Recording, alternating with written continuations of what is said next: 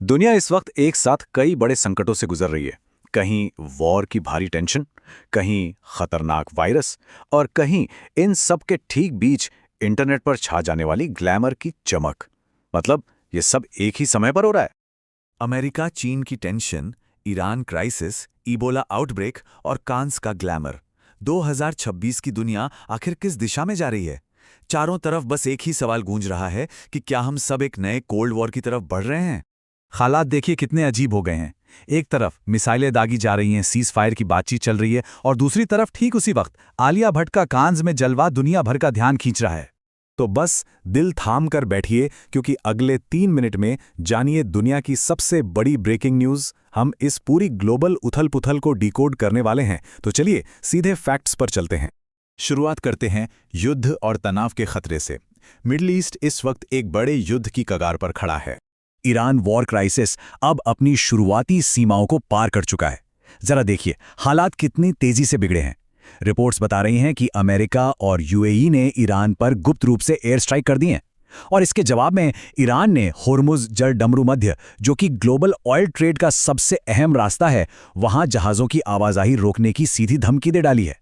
ऊपर से Donald Trump ने भी शांति समझौते को लेकर ईरान को गंभीर परिणामों की चेतावनी दे दी है, और दुनिया भर की ताकतें इस पर तुरंत रिएक्ट कर रही हैं। यूके ने होर्मुज की सुरक्षा के लिए अपने टाइफून फाइटर जेट्स और एचएमएस ड्रैगन को तैनात कर दिया है।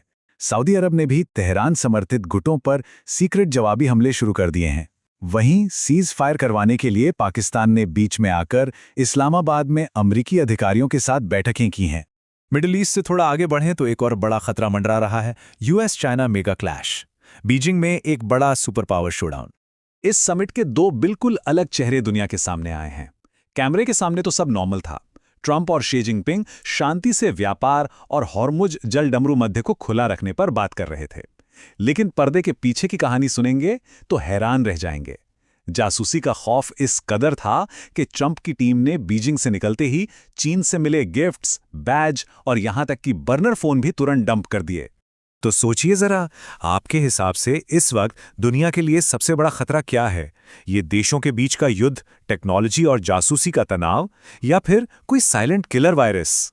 क्योंकि दुनिया पर अब नए वायरस का हमला हो चुका है। हम एक डबल हेल्थ इमरजेंसी का सामना कर रहे हैं।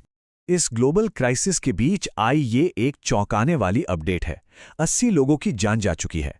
डेमोक्रेटिक रिपब्लिक ऑफ कॉन्गो के इटरी प्रांत में इबोला वायरस का ऐसा आउटब्रेक हुआ है कि वर्ल्ड हेल्थ ऑर्गेनाइजेशन को इसे इंटरनेशनल इमरजेंसी घोषित करना पड़ा है। और खतरा सिर्फ इबोला तक सीमित नहीं है।